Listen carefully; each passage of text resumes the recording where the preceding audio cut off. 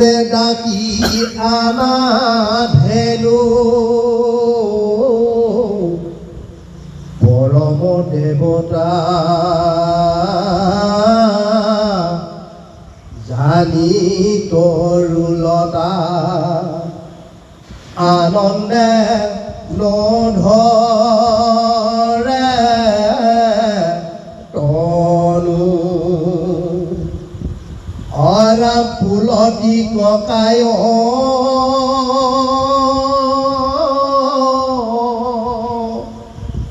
ডাল ওলমাই প্ৰেমে মধু ধাৱা চৰৈ কেশৱ সাক্ষাৎ ভুৱন্ত হিয়াত অবিক্ষৰ ভাৱে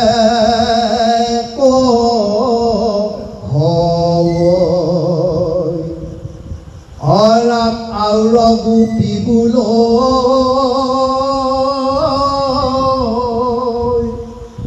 গন্ধ তুলসীৰ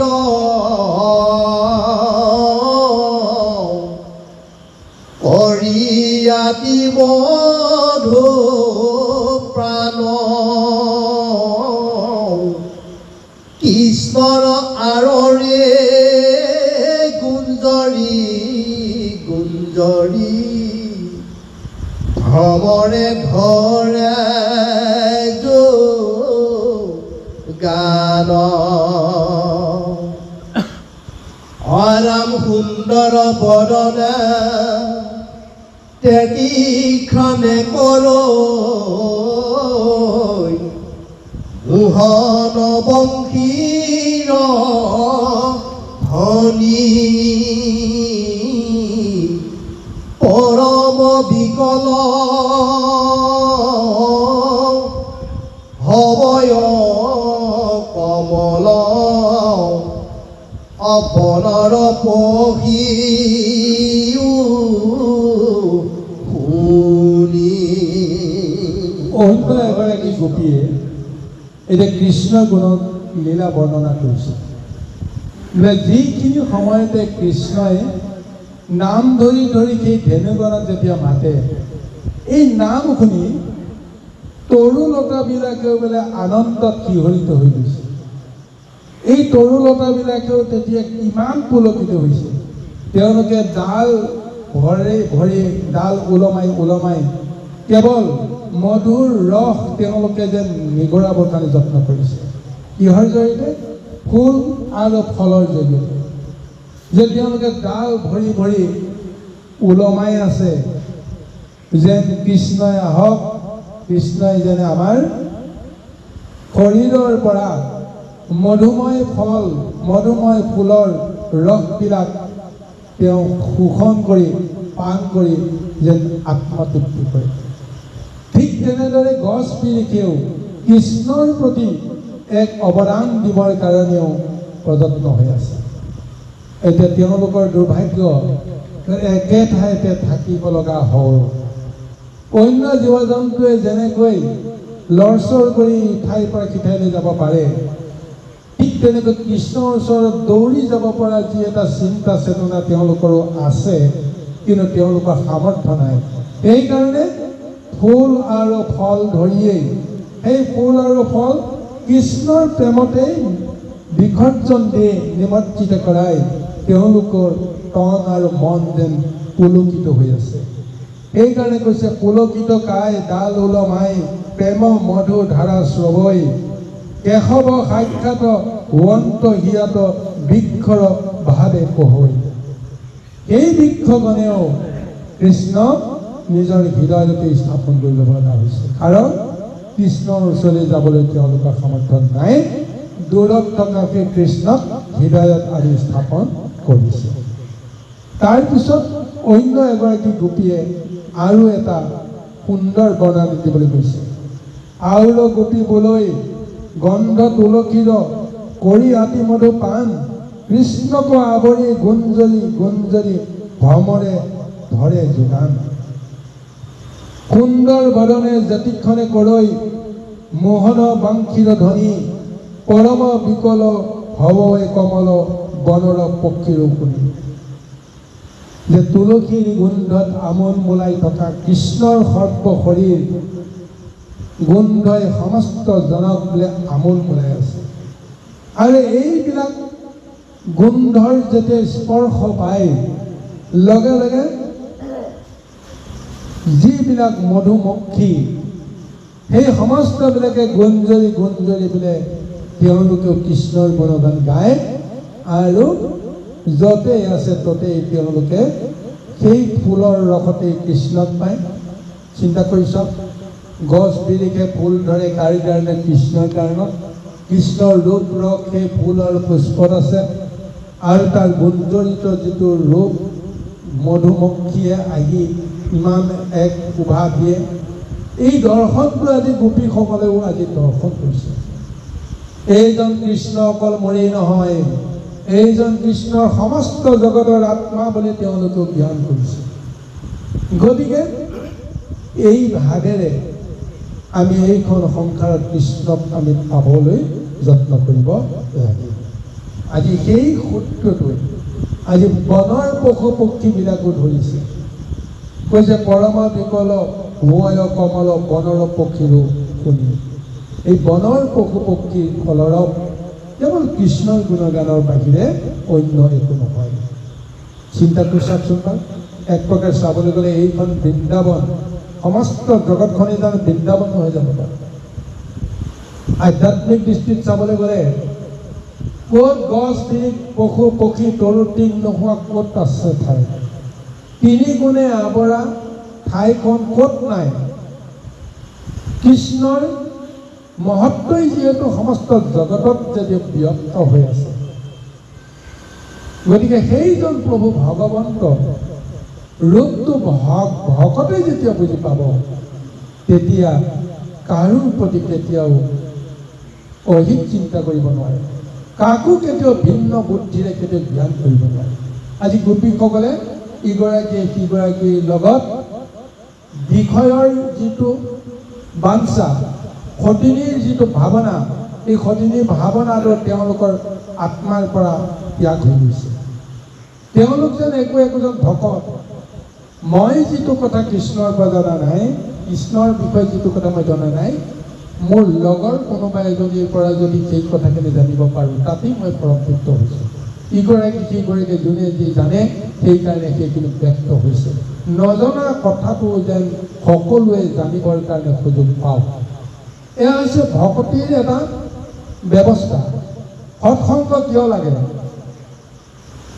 যে আমি এই দুৰ্গম সংসাৰখনত মায়া সংসাৰখনত অজ্ঞানী ৰূপে আমি জন্মগ্ৰহণ কৰিছোঁ পশুৰূপে আমি জন্মগ্ৰহণ কৰিছোঁ অতি সুন্দৰভাৱে ইয়াৰ আগৰ পাঠত এটা শব্দ কৈ ফুৰিছে যে প্ৰভু ভগৱন্তে আমাক মানৱ ৰূপে জন্মগ্ৰহণ কৰাৰ পিছত প্ৰথমতে আমাক দেৱৰূপে সংসাৰলৈকে পঠিয়ায় এইকাৰণে দেৱ শিশু বুলি জন্মজাত সদ্যজাত সন্তানক দেৱ শিশু বুলি মান্যতা কিন্তু যিদিনাখনৰ পৰাই এই দেৱ শিশুৰ মুখ গহ্বৰত যেতিয়া দাঁত গজিবলৈ আৰম্ভ কৰিব সেইখিনিৰ সময়ৰ পৰাই পশুত্বত পৰিণত হয় এটা জীৱ অজ্ঞানত পৰিণত হয় এটা জীৱ আৰু সেই জীৱ যেতিয়া আজুৰি বিজুৰি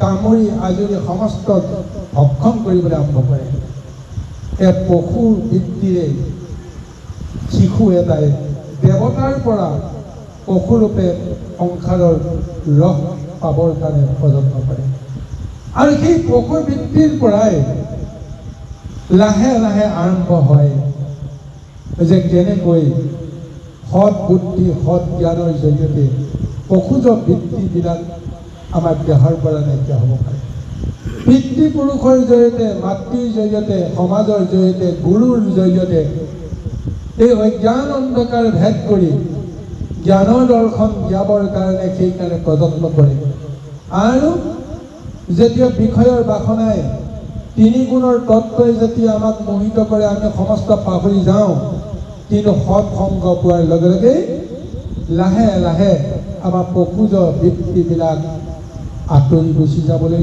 যত্ন কৰে পৰমাৰ্থিক জ্ঞানবিলাক আমাৰ মনলৈকে আহিবলৈ যত্ন কৰে আৰু যেতিয়া পৰমাৰ্থ জ্ঞান যেতিয়া হৃদয়ত ভৰপূৰ হৈ পৰে তেতিয়া পাশৱিক চৰিত্ৰবিলাক আমাৰ দেহৰ পৰা আঁতৰি গুচি যায় এয়াই হৈছে ভাগৱতৰ মহাতত্ত্ব আৰু আজি এই কাৰণে যে সেই পশু পক্ষীবিলাকেও এতিয়া তেওঁলোকে যে কৃষ্ণ দৰ্শন পাইছে তাৰ মাজেৰে এই কথাই জানিব লাগিব যে সৎ সংগৰ জৰিয়তে তেওঁলোকে এই মহাকৃপা হৈছে গোপীসকলে ইগৰাকী সিগৰাকী সৎ সংগ বুলি জ্ঞান কৰিছে লগ হোৱাৰ লগে লগে কেৱল কৃষ্ণৰ গুণগানৰ বাহিৰে অন্য কথা নাই বিষয়ৰ কোনো কথা তেওঁলোকৰ মাজত আলোচনা নাই আৰু সেই আলোচনাই সমস্ত জীৱ জন্তুসকলক বৃন্দাবনৰ পশু পক্ষীসকলক আত্মজ্ঞান উদ্ধাৰ কৰাত সহায় হৈছে আৰু সেই জ্ঞানৰ দৰ্শনেৰে সৈতে কৃষ্ণৰ ৰূপ দৰ্শন কৰিয়ে তেওঁলোকে মুক্ত হ'বলৈ এক বিশেষ সুযোগ পাবলৈ যত্ন কৰিছে আৰু এই কৃষ্ণই অকল গোপীসকলক মুক্ত কৰিবৰ কাৰণে অহা নাই বা দৈত্য দানৱক মাৰিবৰ কাৰণে অহা নাই বৃন্দাবনত থকা তৰু তৃণ সমস্তবিলাককে এবাৰ হ'লেও তেওঁৰ চৰণৰ স্পৰ্শ দিবৰ কাৰণে সদায় তেওঁ যত্ন কৰে গতিকে বৃন্দাবনত এনেকুৱা কোনো ঠাই বাকী ৰখা নাই য'ত তেওঁ চৰণৰ ধূলি পৰা নাই য'ত গোপীসকলৰ চৰণৰ ধূলি পৰা নাই কৃষ্ণ হয় জয় কৃষ্ণ এইটো কাহিনী বহুত আছে কিন্তু তথাপিও আমি চমুকৈ এটা কথাই ক'ম মৰা চৰাইৰ পাখিটো পিছত কেনেকৈ তেওঁৰ শিৰত আহিল সেইটো বেলেগ কথা কিন্তু যিটো তেওঁৰ পূৰ্বৰ যিটো বাক্য এই বাক্যটো সেই গোলোকতে আৰম্ভ হৈছে যোৱাকালি আমি অকণমান ইংগিত এটা কৰিছিলোঁ চন্দ্ৰ আৰু সূৰ্যয়ো যেতিয়া কৃষ্ণৰ প্ৰেমত মতলীয়া হৈছিল কৃষ্ণৰ প্ৰেমত মতলীয়া হওঁতে এই তেতিয়াই এই কৃষ্ণই এই চন্দ্ৰ আৰু সূৰ্যক এটা আশীৰ্বাদ দিছিল তেওঁলোকেও তপ কৰিছিল নহয় জগতৰ সমস্ত কৰ্ম ত্যাগ কৰি কৃষ্ণৰ প্ৰেমত মত্ত হৈ তেওঁলোকৰ মনত এই ধাৰণাটো নাইকিয়া হৈ গ'ল যে আমি দেৱতা আমি পুৰুষ এই ধাৰণাটো নাইকিয়া হৈ গ'ল তেওঁলোকেও নিজৰ মনত এগৰাকী যেন নাৰীহে কৃষ্ণহে যেন পৰম পুৰুষ গতিকে ৰাধাই যেনেকৈ কৃষ্ণৰ প্ৰেমত মত্ত হৈ আছে তেওঁলোকৰ অন্তৰাত্মাটো সেই ৰাধাময় এটা ৰূপ যেতিয়া জাগ্ৰত হ'ল আমিও কেনেকৈ কৃষ্ণৰ প্ৰেমত এনেকৈ মত্ত হ'ব পাৰোঁ কিন্তু এইটো সৌভাগ্যটো নাই গতিকে তেওঁলোকে পুনৰ আহি মধ্যত ঘোৰ তপস্যা কৰিবলৈ আৰম্ভ কৰিলে কৃষ্ণ পাবৰ কাৰণে সমস্ত জগত স্থবিৰ হ'ল আৰু তাৰপিছত দেৱতাসকলে কৃষ্ণৰ ওচৰত মহাতুতি কৰিলে আৰু কৃষ্ণই আহি তেওঁলোকক সুন্দৰভাৱে নিজৰ মনৰ বাঞ্ছা পূৰণৰ কাৰণে বাক্য দিলে যে মই যেতিয়া দাপৰলৈ যাম দাপৰলৈ যোৱাৰ লগে লগে মই তোমালোকৰ মনৰ বাঞ্ছা পূৰণ কৰিম কিন্তু এইটো আধ্যাত্মিকভাৱেহে আমাৰ মাজত এই প্ৰেম লীলাটো চলি থাকিব কিন্তু লৌকিকভাৱে জগতে কিন্তু বুজি নাপাব এইকাৰণে চন্দ্ৰক ক'লে যে মই তোমাক মৰা পাখিৰ ৰূপত তোমাক মই শিৰত ধাৰণ কৰিম সূৰ্যক ক'লে যে মই নুপুৰৰ ৰূপত মই তোমাক চৰণত ধাৰণ কৰিম যেতিয়ালৈকে ময়ূৰ পাখি আৰু নুপুৰ যেতিয়া কৃষ্ণৰ শৰীৰত থাকিব তেতিয়া চন্দ্ৰ আৰু সূৰ্যৰ লগত প্ৰেমেই চলি থাকিব এইসকলৰ কথাটো আমি জানিব চিন্তা কৰি চাওকচোন মৰাৰ পাখিৰ যিটো চক্ৰাৰ যিটো ৰূপ এক প্ৰকাৰ চাবলৈ গ'লে এটা চকুৰ দৰে এটা ৰূপ দেখিব আৰু অন্যফালে চালে অৰ্ধচন্দ্ৰৰ এটা ৰূপ আপোনালোকে দেখা পাব এয়া হৈছে চন্দ্ৰৰ ৰূপ কিন্তু তাৰপিছত এই দাপৰত আহি তেনেকৈ এই পাখিটো তেওঁ বুজি ল'লে সিও এটা কাহিনী আছে কিন্তু সেইটো লৌকিক কাহিনী এইটো আপোনাৰ তাৎক্ষণিক কাহিনী জাগতিক কাহিনী কিন্তু পাৰমাৰ্থিক যিটো কাহিনী সেইটো গোকুলৰ পৰা আৰম্ভ হৈছে গতিকে ইয়াত কেনেকৈ মইৰাপাকে কৃষ্ণই ল'লে ৰাধাৰ লগত সুন্দৰ এটা কাহিনী ইয়াতো আছে বৰ সময় সাপেক্ষে আমি কওঁ ৰাধাৰ বাক্য মানিয়েই ময়ূৰক কৃপা কৰা বুলিয়ে আমি এটা আখ্যানত পাইছোঁ কাৰণ ময়ূৰে বোলে সদায় কৃষ্ণৰ গুণগান গাবৰ কাৰণে তেওঁ সদায় নন্দৰ গৃহৰ বাৰণ্ডাত সদায় কৃষ্ণৰ গুণগান গাই থাকে কিন্তু কৃষ্ণই কোনোদিন তেওঁ কেৰাহীকৈ নাচায় গুৰুত্বই নিদিয়ে শেষত তেওঁ বৰ দুখ মনেৰে কৃষ্ণৰ ওচৰৰ পৰা আঁতৰি গৈ কান্দি কান্দি যেতিয়া বৰ্ষণা নগৰত প্ৰৱেশ কৰিলে ৰাধাই যেতিয়া সেই কান্দোনটো শুনিলে মৰাৰ চৰাই কান্দোনটো দুখটো বুজিলে তেওঁক ৰাধাই সুধিলে যে তোমাৰ ইমান দুখ কিহৰ কাৰণে তেতিয়া কৈছে মই নন্দৰ গৃহত আছোঁ কৃষ্ণক মই চাবৰ কাৰণে গৈছোঁ কৃষ্ণই মোক এবাৰ চাওক মই তেওঁৰ গুণগান গাই গাই মই সদায় ৰৈ আছোঁ কৃষ্ণই মোক কোনোদিন কৃপা নকৰিলে এয়াই হৈছে মোৰ দুখ তাৰপিছত ৰাধাই তেতিয়া ক'লে যে তুমি চিন্তা নকৰিবা এবাৰ তুমি যোৱা মোৰ নাম কৰা যে মোৰ ৰাধাই পঠাইছে বুলি ক'লা এইবাৰ তুমি কৃষ্ণৰ গুণগান নাগাবা তুমি ৰাধে ৰাধা বুলি তুমি মোৰ গুণগান গাই গৈ থাকিবা কৃষ্ণই শুনাকৈ তুমি মোৰ গুণগান গাবা তাৰপিছত দেখিবা কৃষ্ণই কি কৰে এইবাৰ ময়ূৰ চৰাইটোৱে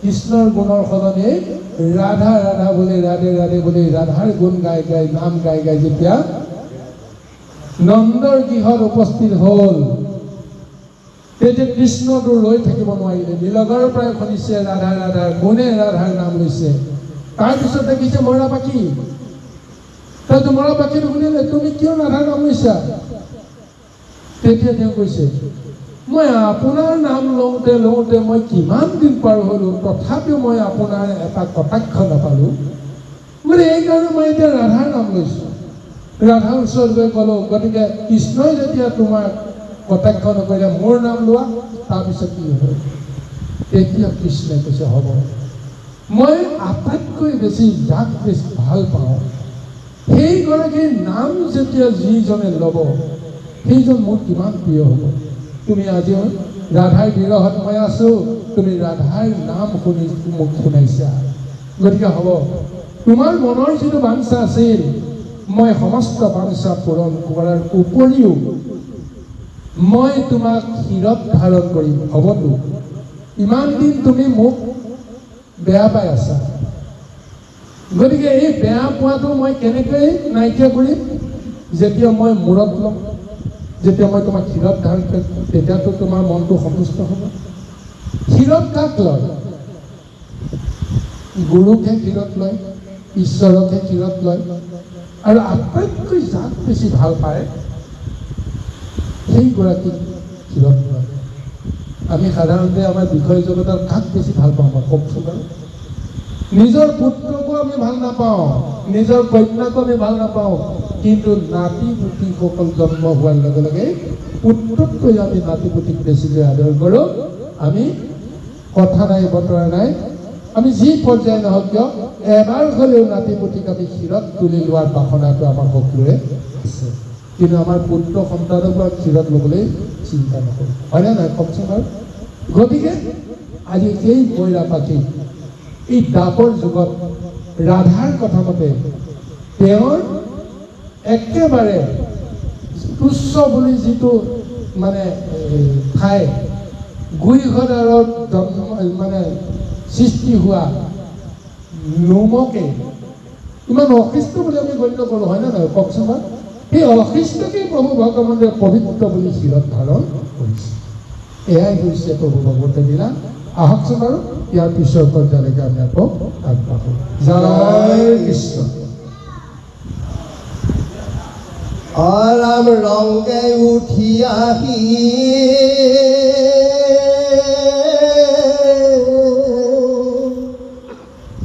কৃষ্ণক উপাসী থাকে থিৰ কৰি চিত্ৰ চকুক মুদিয়া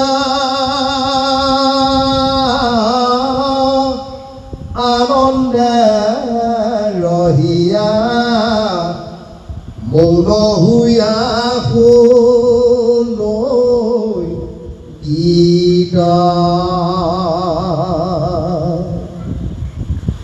অৰা পহিও মোহক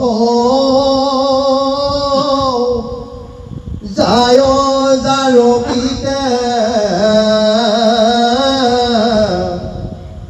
আমি ধৰো কেনে প্ৰাণ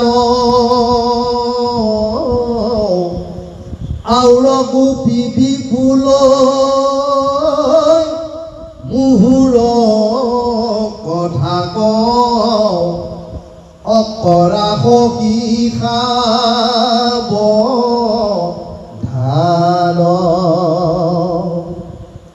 ৰাম সবে কৃষ্ণে চৰিয়া পৰ্বতে পুৰন্ত বংশীৰ নদী মিত্ৰ বুলি মেঘে মধুৰ গঞ্জনে অকৃষ্ণক কৰে সবাদ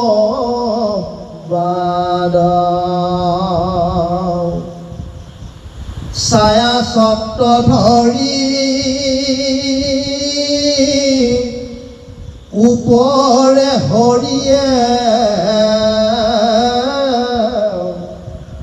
ৰবিৰে সুৰভি ফুল হেনয় কৃষ্ণৰ বিয়োগে কিমতে অনুহিব আমি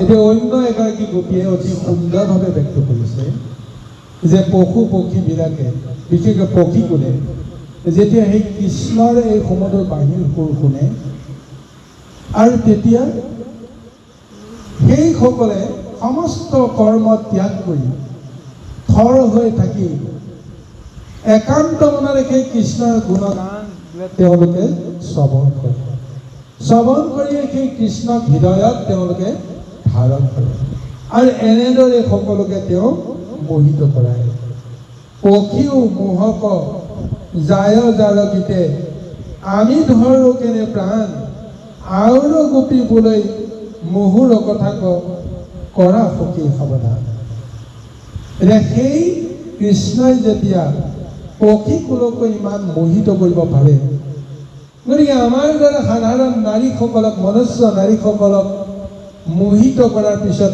আমি কেনেকৈ তেওঁৰ বিৰহত থাকিব পাৰিম এই কথাটো এতিয়া বুজি পোৱা নাই কোনোবা এগৰাকী গোপীয়ে তাৰপিছত অন্য এগৰাকী গোপীয়ে কৈছে হে সখী তুমি মোৰ কথাটো শুনাচোন বাৰু এই কৃষ্ণই প্ৰকৃততে কাৰ কাৰ লগত কেনেদৰে লীলা কৰি আছে যে ৰাম আৰু কৃষ্ণ বলোৰাম আৰু কৃষ্ণই যেতিয়া গৰু চৰাই ভ্ৰমণ কৰি কৰি পৰ্বতৰ শিখৰলৈ উঠি যেতিয়া অপূৰ্ব ভংগীৰে বংশীৰ নিনাদ কৰে এই বংশীৰ নিনাদ শুনি মেঘেও বোলে আনন্দত বোলে গৰ্জন তোলে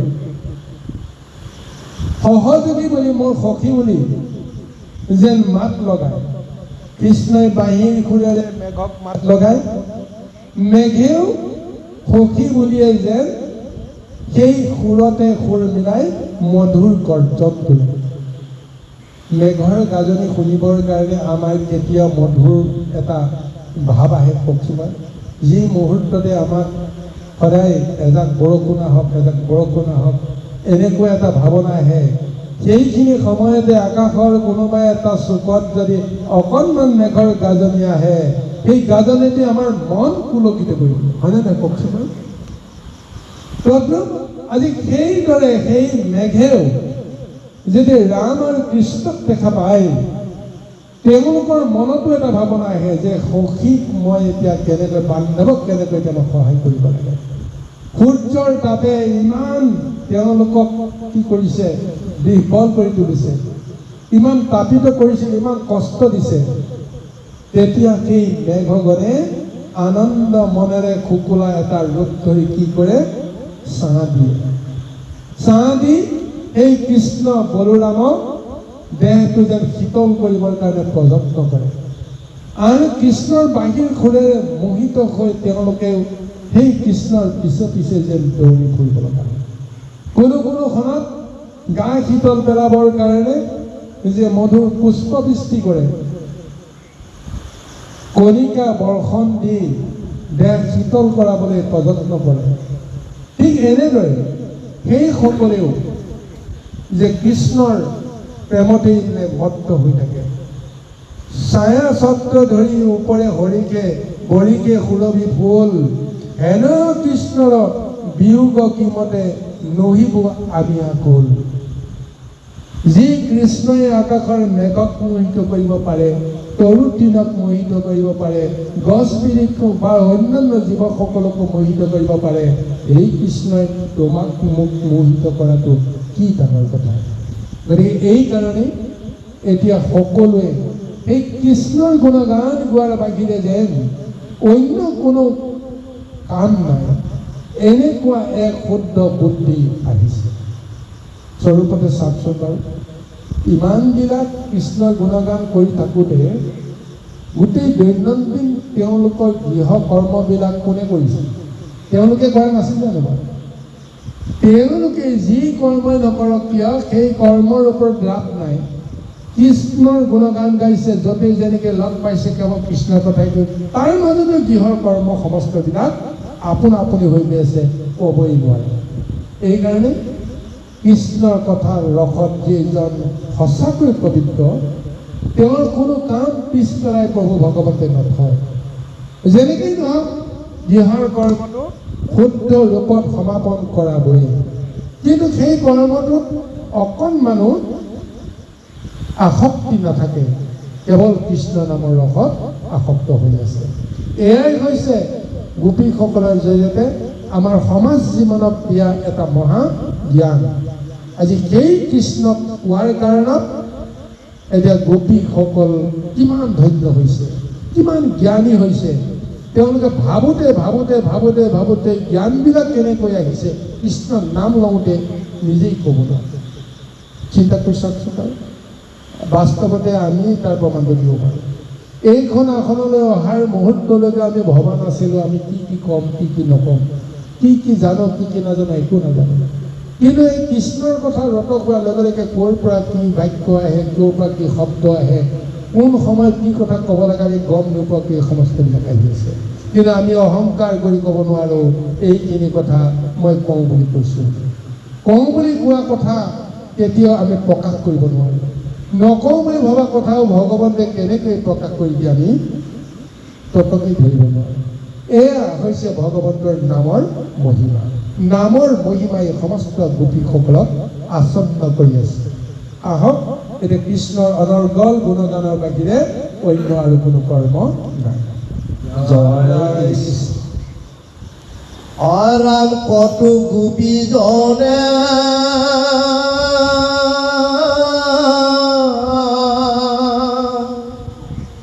যশোদাত কৰো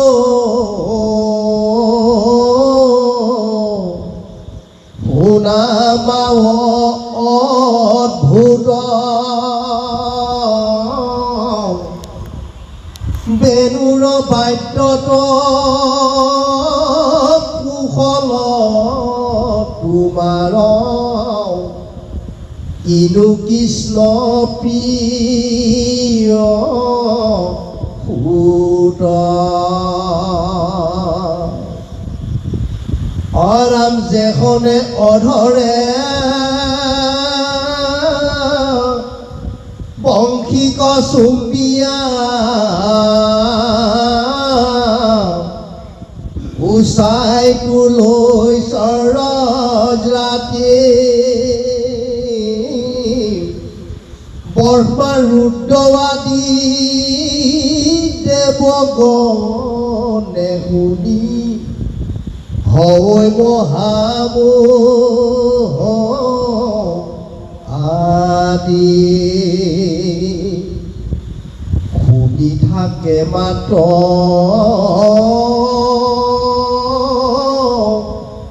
একচিত কৰি নমায়া সবে কন্দৰ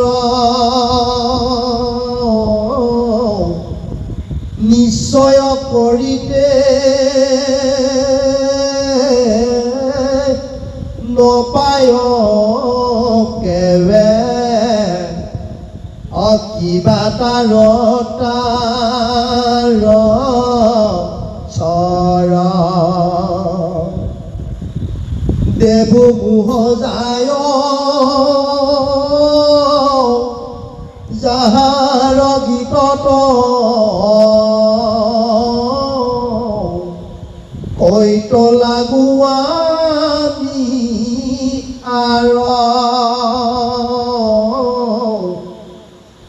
আউৰ গোপীবলৈ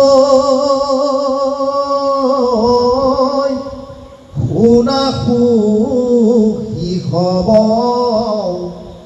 অৱস্থা কথা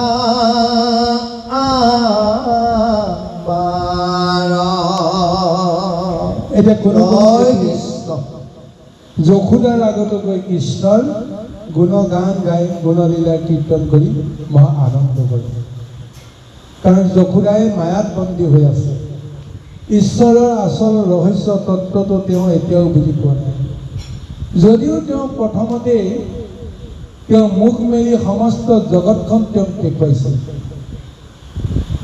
থাউকতে সেই সমস্ত ভাৱনা পাহৰাই মায়াত তেওঁক নিমজ্জিত কৰাই বাহিৰত ভগৱন্ত কৃষ্ণই কি লীলা কৰি আছে ক'ব নোৱাৰে গোপীসকলে মাজে মাজে আহি এই যশোদাক শুনাই থাকে যে তোমাৰ পুত্ৰ কৃষ্ণৰ যে অমুক অমুক অমুক অমুক এইবিলাক গুণ এইবিলাক লীলা এতিয়া সেইকাৰণে কৈ আছে কোনোবা এগৰাকী গোপীয়ে যেতিয়া তোমাৰ সেই পুত্ৰই যেতিয়া সুন্দৰভাৱে বেণু বাদ্য যেতিয়া বজায় বেণু বাদ্য বজায় সেই বেণুৰ শব্দটো তুমিওতো শুনিছা তুমিও কিমান পুলক অনুভৱ কৰা এই কথাটো এতিয়া প্ৰথমতে সোঁৱৰাই দিছে কাৰণ শোৱা পাতিতে কৃষ্ণই বেণুৰ মাতেৰে সমস্ত লগৰীয়াসকলক কি কৰে জাগৰণ কৰায় বেণুৰ মাতেৰে পিতৃ মাতৃ বা অন্যান্যসকলক জাগৰণ কৰায় তাৰপিছত মুৰলী ধ্বনিৰে যেতিয়া বাহিৰৰ জগতৰ তেওঁ ধ্বনিত কৰায় সেই মুৰলীৰ ধ্বনি শুনি ব্ৰহ্মা আদি দেৱতাসকলেও বোলে পুলকিত হৈ যায় থৰ হৈ চাই থাকে অন্য কথা ভাবিব নোৱাৰা হৈ যায় ইমান ভুৱন মোহন সেই অমীয়া সুৰ সেই বাহিৰ মুৰলীৰ সুৰত ভাঙি উঠে গতিকে এইকাৰণে কৈছে শুনি থাকে মাত্ৰ একচিত্ত কৰি নপায়া সবে খণ্ডৰ নিশ্চয় কৰিতে নপায় কেবে কিবা তাল স্বৰ কি তালত কি স্বৰত কি সুন্দৰ এক সুৰ তুলিছে ভাবিব লগা যেন কাৰো চিন্তা কৰিব লগা কাৰো যেন অৱকাশ নাথাকে কেৱল মধুময় সুৰে সকলোৰে মন প্ৰাণ পুলকিত কৰিছে ইয়াৰ বাহিৰে অন্য কোনো চেতনা নাথাকে দেৱ মোহ যায় যাহাৰ গীতত কৈত লাগু আমি আৰু দেৱতাসকলেও যাৰ গীতত মোহিত হয় আমাৰ দৰে সাধাৰণ নাৰীসকলেনো ক'ত লাগে তথাপিও সেই কৃষ্ণই যে আমাক তেওঁ মধুময় এই সুৰবিলাক আমাক যে শুনাই আছে তাতেই আমি কৃতাৰ্থ হ'ব লাগিব এনেদৰে কৃষ্ণৰ গুণগান যশোদাৰ আগত কওঁতে কওঁতে এটা সময়ত যশোদাৰ মনো পুলকিত হৈ যায় নিজেও পাহৰি যায় যে মই কৃষ্ণৰ মাতৃ গোপীসকলৰ লগত তেওঁ একাকৃত হৈ পৰে কোনো কোনো সময়ত কিন্তু কৃষ্ণই মাতৃত্বৰ মৰ্যাদাৰে যিহেতু তেওঁক কৃপা কৰিবলৈ আহিছে অন্য গোপীসকলক যিটো চিট দিছে চেতনা দিছে তাতোকৈ যশোদাক অলপ ভিন্ন প্ৰকাৰে দিছে, উচ্চ পৰ্যায়ত তেওঁ সেই চেতনাটো দিছে। কাম ভাৱনাই কেতিয়াও পুলকিত হ'ব লগা পৰিৱেশটো কৃষ্ণই মাতৃ যশোদাক দিয়া নাই, কেৱল তেওঁ পুলকিত হৈছে। আৰু এটা সময়ত যেতিয়া তোমাৰ পুত্ৰ বুলি কয়, তেতিয়াই তেওঁ মায়াটো পুনৰ ঘূৰি আহে। তেতিয়া কাম দৃষ্টিৰে কেতিয়াও কৃষ্ণক চাব নোৱাৰে। আহক ইয়াৰ পিছত আৰু কৃষ্ণৰ গুণগান অন্য গোপীসকলে কৰি আছে, আমি পদৰ মাজলৈকে আগুৱাই যাওঁ। জয় কৃষ্ণ, জয় কৃষ্ণ। ৰাম যেখনৰ পৰ্যট ভ্ৰমন্ত লীলাৰে গজগতি দুৰায় খ্ৰদ্ৰৱ ব্ৰজ অংকুশ পংকজ অসুজতে বান্ধতে যায় ৰাম কটাই খেমি ৰাখি বৰজাৱন্ত বংশী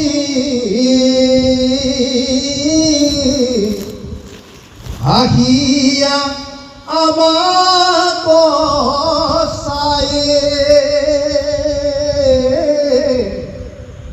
কামে মদেহিয়া থাকুঠি দিয়া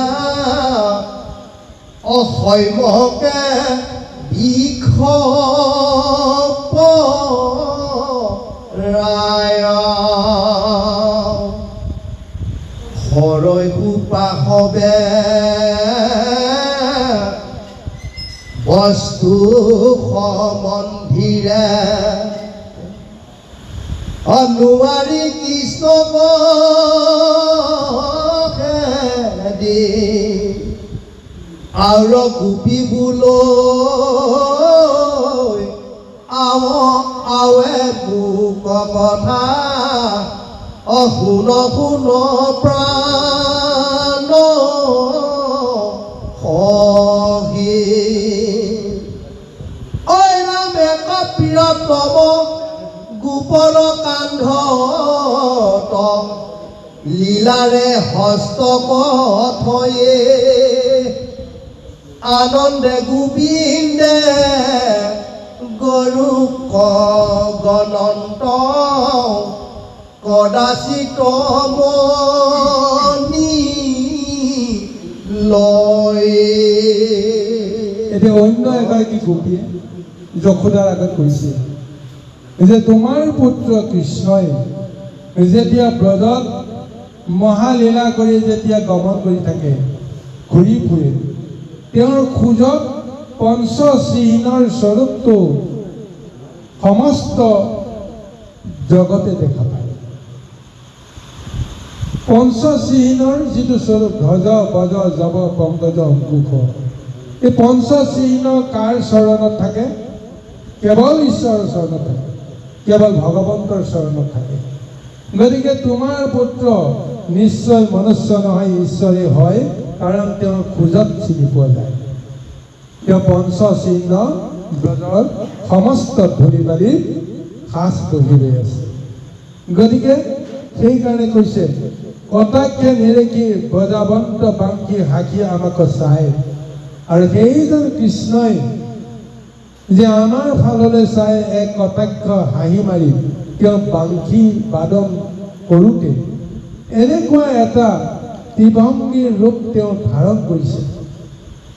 লগৰীয়া কোনোবা এজন গৰখীয়াৰ কান্ধত তেওঁ এখন বাহু দি আৰু অন্যখন হাতেৰে যেতিয়া সুন্দৰভাৱে বাঁহীটো ধৰি লৈ যেতিয়া এই ত্ৰিভংগৰ এটা ৰূপত সেই সুমধুৰ বাঁহীৰ সুৰটো যেতিয়া আমালৈ বিয়পাই দিয়ে, আমি কেৱল কাঠৰ পুতলাৰ দৰে তেওঁৰ সেই মধুময় ৰূপটো শ্ৰৱণ কৰি তেওঁৰ মধুময় মূৰ্তিটো দৰ্শন কৰি আমি কেৱল নিথৰ হৈ ৰৈ থাকোঁ। ইয়াৰ বাহিৰে আমাৰ যেন কৰিব লগা একো নাই। তাৰপিছত অন্য এগৰাকী গোপীয়ে এতিয়া ক'বলৈ আৰম্ভ কৰিছে যে এই কৃষ্ণই যেতিয়া গৰু গাইবিলাক ঠিকে থাকে আছেনে নাই চাবৰ কাৰণে তেওঁ যেতিয়া যত্ন কৰে, তেতিয়া কি কৰে, এই কোনোবা এজন গৰখীয়াৰ কান্ধত তেওঁ ভৰ দি তেওঁ গৰুবিলাকক চাই চাই নাম ধৰি ধৰি এটা এটাকৈ মাতি মাতি হিচাপ কৰে। কিমান ডাঙৰ কথা কওকচোন বাৰু। অন্য গৰু গাই সীমাটো বেলেগেই কথা, নিজৰে গৰু গাড়ীৰ সংখ্যাটো 10 লক্ষ, এটা এটাকৈ নাম ধৰি ধৰি হিচাপ কৰি কৰি কোনো এটা যেন ক্ষয় ক্ষতি নহয় তাৰ হিচাপটো অন্য মানে গৰখীয়াসকলক দি তেওঁ সকলোকে আশ্বাসিত কৰে যে চব ঠিকে আছে। ইমান লক্ষ লক্ষ গৰু যেতিয়া চৰাবলৈ লৈ যায়, ঘূৰি আহোঁতে সকলোবিলাক ঠিকে থাকে আছেনে নাই তাৰ হিচাপটো যেতিয়া পাব তেতিয়াহে শান্তিৰে গৰখীয়াটো আহিব। এতিয়া আমাৰ দিনতো মনত কৰিছে, আপোনালোকৰ দিনতো মনত কৰিছে, গৰু চৰাৰ যি এটা আমাৰ এটা ছবি চিন্তা কৰি চাওক। এখন গৃহত দুটা এটা গৰু গাই নাই, নিশ্চয় এহাল দুহাল গৰু থাকিব, হালোৱা গৰু কমেও এহাল বা দুহাল থাকিব। গাই গৰু সীমা সংখ্যা নাই, দামুৰী সীমা সংখ্যা নাই, মুঠতে 10তকৈ কোনো কাৰণতে গৰুৰ সংখ্যা এখন গৃহস্থত নাথাকে। ঘৰে ঘৰে গোহালি চাৰিবলৈ যাওঁতেও এটা ডাঙৰ সমস্যা। গতিকে পাল ধৰি ধৰি এটা চুবুৰীত পাল ধৰি ধৰি প্ৰতি ঘৰে ঘৰে এদিন গৰু চালিব। এনেকুৱাকৈ আমাৰ এটা হিচাপ আছিল। গৰুবিলাক যেতিয়া ঘৰৰ পৰা উলিয়াই লৈ যাব, হিচাপ কৰি কৰি লৈ যাব যে অমুকৰ ঘৰৰ গৰুবিলাক ঠিকে আছেনে নাই। কাৰণ গৰখীয়াটো সেই গৃহস্থৰ নহয়, মইহে আছোঁ, মই আজি গৰখীয়া, এই চুবুৰীটোৰ গৰখীয়া, মই পালৰ, মই এটা গৰখীয়া। গতিকে মোৰ হিচাপ থাকিব লাগিব যে অমুকাৰ ঘৰত 10টা গৰু, অমুকাৰ ঘৰত 10টা গৰু, সৰ্বমুঠ মই 100 গৰু লৈ আহিছোঁ। এই 100 গৰু মই সময়ত নি পেলাই গৃহস্থৰ গোহালিত মই চঞ্চি দিব পাৰিব লাগিব। যদি মই এটা যদি হেৰুৱাওঁ তেতিয়াহ'লে দুখৰ দোষী মই হ'ব লাগিব। গতিকে কৃষ্ণই সেইটো হিচাপ লৌকিকভাৱে আলাপ কৰি দেখুৱাইছে, আহোঁতে যিমান যাওঁতেও সিমান, চব ঠিকে থাকে আছে। যদি ঠিকে থাকে নাথাকে তেতিয়াহ'লে ৰাক্ষসে হওক বা অন্যান্য যিবোৰ গৰু পশু মানে হিংস্ৰ জন্তুৱে খাই পেলাব। কিন্তু এনেকুৱা এটা দৃষ্টান্ত নাই ৰাক্ষসৰ বাহিৰে কোনোদিন ছদ্মবেগ লৈ ৰাক্ষসে যেতিয়া প্ৰৱেশ কৰে তাৰ বাহিৰে কোনোৱে কৃষ্ণৰ এই গৰু গাইবিলাকৰ এটাও ক্ষয় ক্ষতি কোনো বনৰীয়া হিংস্ৰ জন্তুৱে বাঘ সিংহই কেতিয়াও খাই অতাই পেলোৱা নাই। বৎসাসুৰ আহিছিল অসুৰৰ ৰূপ লৈ, ভগৱন্তে জানিছে আৰু তাক মহালীলাত মাৰিছে। গতিকে এয়াই হৈছে ভগৱন্তৰ লীলা। বাৰু আহক গুৰু সমস্ত, ইয়াৰ পিছত আৰু 2টা পদচৰণৰ পিছত আমাৰ এটা চেক কৰিব আৰু আপোনালোকৰ সিদ্ধান্ত মতে নিশ্চয় আমি এই চেগতে আজি মহাভাগৱতৰ আজি সামৰি মাৰিব লাগিব। আহক আমি অন্তিম চৰণলৈকে আমি আগবাঢ়ো। জয় কৃষ্ণ। ৰাম পিন্ধিয়া কান্ধত গন্ধ তুলসীৰ বিচিত্ৰ অংগ মালাক যেবে সেহি বেলা দামোদৰে দেন্ত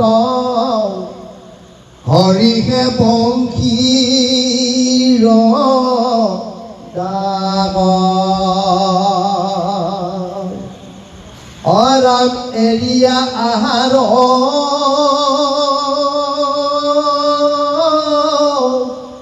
শুনি কৃষ্ণ কৃষ্ণ সাৰ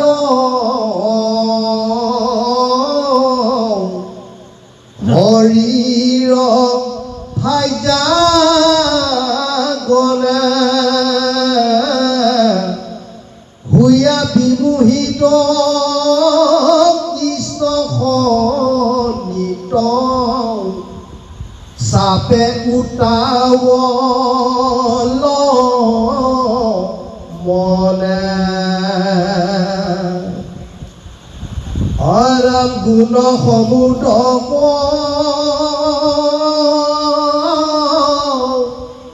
পায়া গোবিন্দক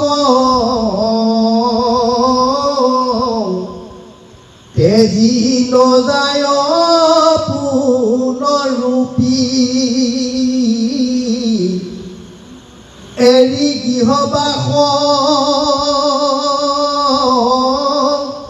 কৃষ্ণতে আহ অকৰো আমি যেন গোপী জয় কৃষ্ণ। এই মোৰ আজি ইয়াত উপস্থিত সাধু বৈষ্ণৱ বয়োজ্যেষ্ঠ আইমাতি হ'ব। আজি মহান দশম কীৰ্তন হ'ল। আমি 4টা লাইনতে আমাৰ শেষ কৰিব। আহক আমি 4টা লাইনৰ পিছতে শেষ কৰি আগবাঢ়ো। কৃষ্ণ অৰাম যাহাৰ মোহৰ ৰেণু ধ্বনি শুনি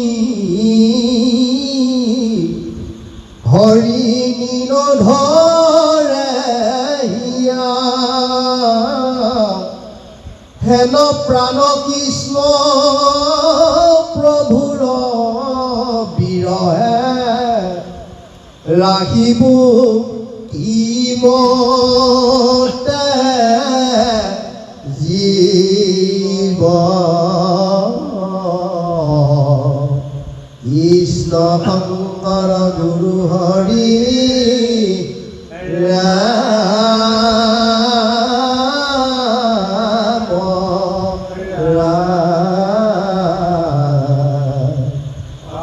হৰি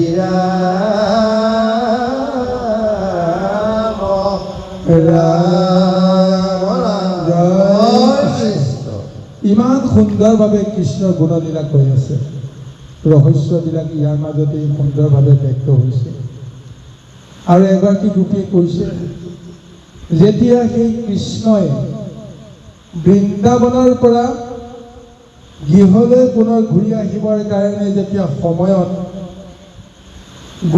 গন্ধ পুষ্পৰ তুলসীৰ মালা পিন্ধি সেই গোন্ধই আমোল মোলাই সেই সময়তে যেতিয়া হাতত দিব্য বাঁহীৰ সুৰ যেতিয়া তুলি দিয়ে, বাঁহীৰ সুৰেৰে যেতিয়া সমস্ত সেই গাই গৰুবিলাকক বা গৰুবিলাকক ধেনুবিলাকক যেতিয়া মাতে, সেই মাতৰ ধ্বনি শুনিয়ে সমস্ত গাইবিলাক গৰুবিলাক কৃষ্ণৰ ওচৰলৈকে দৌৰি আহিবৰ কাৰণে বাধ্য হয়, কৃষ্ণক আগুৰি ধৰে।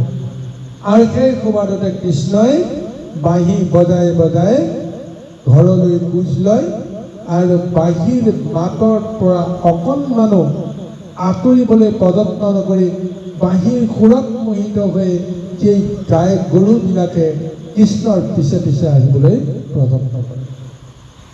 এই গুৰুসকল কৃষ্ণ গৰখীয়াৰ হাতত এডাল অস্ত্ৰ থাকে। কি বাৰু সেই অস্ত্ৰটো? এছাৰি পাতি অস্ত্ৰ নহয় জানো বাৰু? গৰখীয়াৰ প্ৰধান অস্ত্ৰ হৈছে, অলংকাৰ হৈছে হাতৰ এছাৰিডাল। কিন্তু কৃষ্ণই গৰু চালিবলৈ যাওঁতে হাতত এছাৰি লৈ যোৱা কোনোদিন কেতিয়া কোনেও দেখা নাই। কৃষ্ণৰ হাতত এছাৰি কোনোবাই দেখিছে নেকি? নাই দেখা। কিন্তু কৃষ্ণৰ লগৰীয়া যিসকল গৰখীয়া তেওঁলোকৰ হাতত হয়তো কোনোবাই দেখিছে, কিন্তু কৃষ্ণৰ হাতত কোনোদিন এছাৰি এডাল প্ৰত্যক্ষ কৰা নাই। সেই কৃষ্ণই কিহেৰে গৰুবিলাকক ৰাখিছে?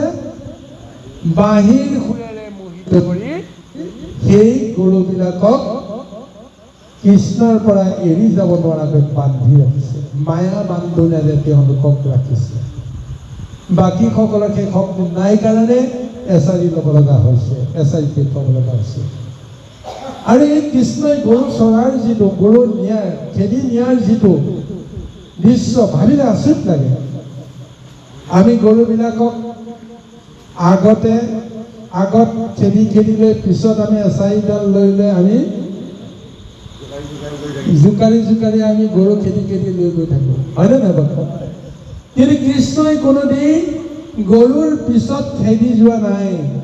তেওঁ বাঁহী বজাই আগুৱাই যায়, বাঁহীৰ সুৰে গৰুবিলাকে নিজে বাট লৈ কৃষ্ণৰ পিছে যায়। এছাৰিৰ ৰূপত বাঁহীটোৱেই প্ৰভু ভগৱন্ত কৃষ্ণ। কি এক মহৎ লীলা কৰিছে চাওকচোন। 10 লক্ষ গৰুক এছাৰিয়ে কোবাই আগুৰি ফুৰিব পাৰে জানো? গতিকে আত্মিকভাৱে তেওঁ এক এনাজৰী তেওঁ শব্দ ব্ৰহ্মৰ জৰিয়তে, সুৰৰ জৰিয়তে, বাঁহীৰ সুৰৰ জৰিয়তে সকলোকে বান্ধি ৰাখিছে। যেনেকৈ আমি এৰাল দিয়া গৰুজনী আহিব নোখোজে, আমি আগত হৈ এৰালডাল টানি যেনেকৈ আমি লৈ আহোঁ, তেওঁ আহিবলৈ বাধ্য হয়। তদ্ৰূপ তেওঁ বাঁহীৰ সুৰেৰে যেন আমাক বান্ধি ৰাখিছে সকলোকে। তেওঁৰ পিছে নাহিলে উপায় নাই। এই কৃষ্ণই এনেদৰে বৃন্দাবনত মহালীলা কৰি সমস্তকে কি কৰি আছে? মোহিত কৰি আছে। আজি দিনৰ ভাগত কৃষ্ণৰ বিৰহত, কৃষ্ণৰ গুণগান তত্ত্ব গাওঁতে নিজৰ মন প্ৰাণ কিমান পবিত্ৰ হৈ গৈ আছে গোপীসকলে গমেই পোৱা নাই। আজি সেইকাৰণে আমিও আজি এই বৈকুণ্ঠ ধামত কৃষ্ণকটো আমি দেখা নাই, কৃষ্ণকটো আমি শুনা নাই, মানে কোনোদিন প্ৰত্যক্ষ কৰা আমাৰ সৌভাগ্য হোৱা নাই। আপোনালোকে যদি দেখিছে কোনোবাই ক'ব নোৱাৰো দেই গুৰুসকল। কিন্তু আমি এই মুহূৰ্তটো আমি নিজেই অতি সাহসেৰে ক'ব পাৰোঁ, সেই সৌভাগ্য আমাৰ এতিয়ালৈ হোৱা নাই। কৃষ্ণই যিটো ৰূপ আমি এতিয়া ব্ৰহ্মাৰ পৰা আমি পালোঁ, এই ৰূপেৰে 32টা অলংকাৰ প্ৰকৃত চতুৰ্ভুজ মূৰ্তিৰ সেই প্ৰভু ভগৱন্ত কৃষ্ণক সাক্ষাৎ দেখাৰ আমাৰ সৌভাগ্য হোৱা নাই। আৰু আমি জানো যে আমি জীৱিত থকাসকলে, সমাজ পাতি সৎসংগ লৈ থকাসকলে কোনেও আমি সেই ৰূপটো দেখা নাই।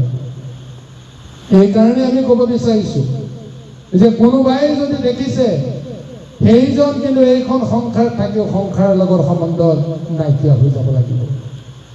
কাৰণ কৃষ্ণৰ সেই স্বৰূপটো দৰ্শন কৰাৰ পিছত সংসাৰ তেওঁ কামেই নাইকিয়া হৈ যায়।